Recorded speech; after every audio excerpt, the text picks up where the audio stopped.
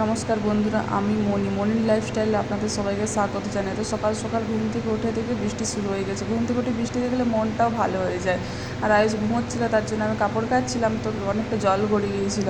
তো আমি দেখছি আয়ুষ ঘুম থেকে উঠে ওয়াইপার নিয়ে জলটা টানতে শুরু করে দিয়েছে। তো সকাল সকাল স্নান করে আমি রান্না চাপিয়েছি। এখানে খসলা ভাজবো, ওই জন্য কড়াইতে তেল দিয়ে দিলাম। তেলটা গরম হয়ে গিয়েছে, আমি এবারে খসলাটা পেস্ট করে রেখেছি, ওটা ছোটো ছোটো বড়ার মতন করে দিয়ে দেবো। আমার এই খসলা ভাজাটা খেতে খুবই ভালো লাগে।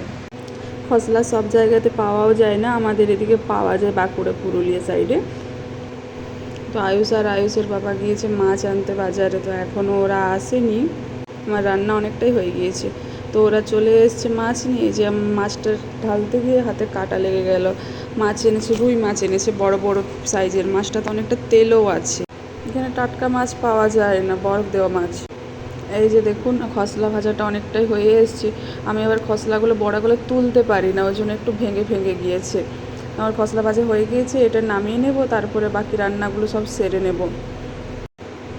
তো এখানে মাছ ভাজবো, ওই জন্য তেল দিয়ে দিলাম। এই তেলটাতে আগে কুঁদরি ভেজেছিলাম, ওই জন্য কুঁদরির বীজগুলো রয়ে গিয়েছে, কালো কালো হয়ে গিয়েছে। আর মাছটা ভালোভাবে ধুয়ে নুন হলুদ আর তেল মাখিয়ে রেখেছি। একটু তেল মাখিয়ে রাখলে কী হয়, মাছটা ডাঁটো ডাঁটো থাকে, ভালো ভাজাও যায় আর ভালো উল্টানো যায়, ভেঙে যায় না। দেখুন মাছগুলো কি সুন্দর গোটা গোটা উঠছে।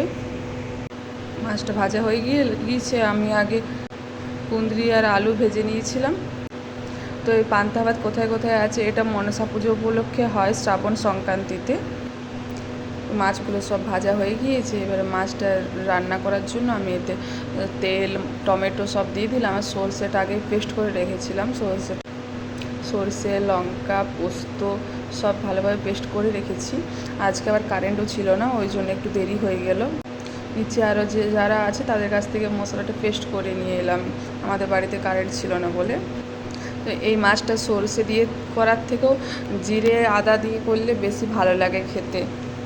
পান্তা ভাতের সাথে তো ওটা ভালো লাগবে না, ওই জন্য আমি সরষে দিয়ে করলাম। সরষে দিয়েও খেতে ভালো লাগে। আর যে তেলটা ছিল ওটা একটু পেঁয়াজ আর আলু দিয়ে একটু সবজির মতন করে দিয়েছি। তো চলুন এই পর্যন্ত।